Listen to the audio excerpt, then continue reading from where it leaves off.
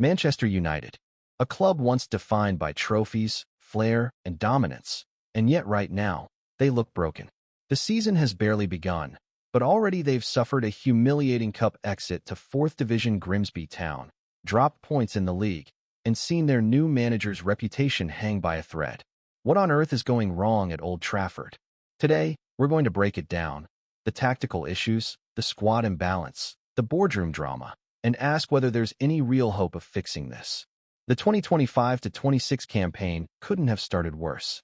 United lost their opening game, stumbled to a frustrating draw in the second, and then completely collapsed in the cup against Grimsby. That result wasn't just embarrassing, it was symbolic. For a team that prides itself on history and glory, losing to a League Two side showed how far standards have slipped. Fans around the world are left wondering how a club with United's resources can look so ordinary. Tactically, the problems are glaring. Ruben Amorim has been sticking to his 3-4-2-1 system, even though it clearly doesn't fit the players. On paper it offers width and control, but in practice it looks rigid, predictable, and easy to stop. The build-up play is slow, transitions are clumsy, and when opponents press high, United crack. Against Fulham they took the lead but instantly lost control, chasing the game instead of managing it. Amorim himself admitted his side needs to grow up a lot. Pundits have called his approach overcomplicated, saying the system is suffocating creativity and isolating forwards. The squad itself is also unbalanced. Midfield is the biggest problem. Casemiro and Ugarte don't provide the speed or passing to dominate games, while creative players like Bruno Fernandes and Kobbie Mainoo are being used in roles that limit their impact. The result is a midfield that looks flat and disconnected. Analysts argue that a 4-3-3 or 4-2-3-1 would unlock far more potential, but so far Amorim hasn't shown the flexibility to adapt. Then there's the goalkeeping question.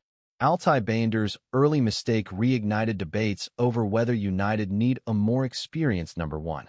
Confidence at the back is already fragile, and without a commanding presence in goal, every error feels amplified.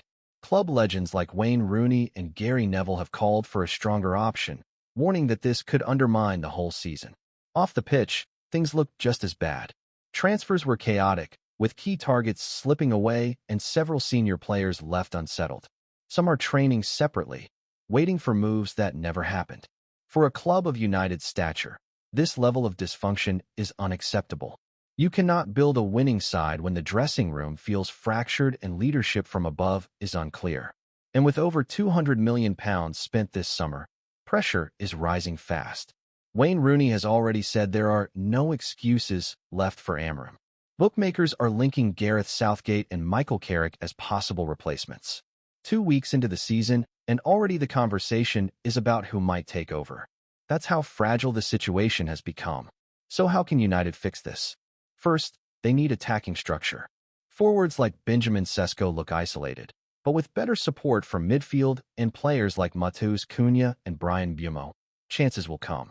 Second, the goalkeeping issue has to be solved, whether through a loan or a permanent signing.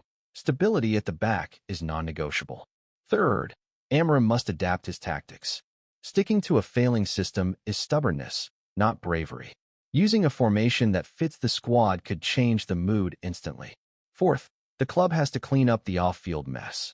If players want out, move them on. Restore unity in the dressing room. And finally, they must seize any momentum they can. The early fixtures are brutal, but even small results against the likes of City or Chelsea could spark belief. So what's really wrong with Manchester United? It's not one thing, it's everything. A rigid system that doesn't suit the players. A midfield that can't control games. A goalkeeper who hasn't convinced. A fractured dressing room.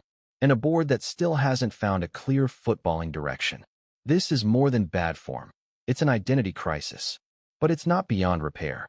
With tactical adjustments, decisive moves in the market, and a United mentality, this season can still be salvaged. Manchester United has a history of resilience in the face of adversity. The question is whether the current leadership has the courage and clarity to act before it's too late. So what do you think is United's biggest problem? Tactics, players, or the board? Drop your thoughts in the comments. Like if you found this breakdown useful, and subscribe for more football analysis. The Red Devils may be down, but the story isn't finished yet.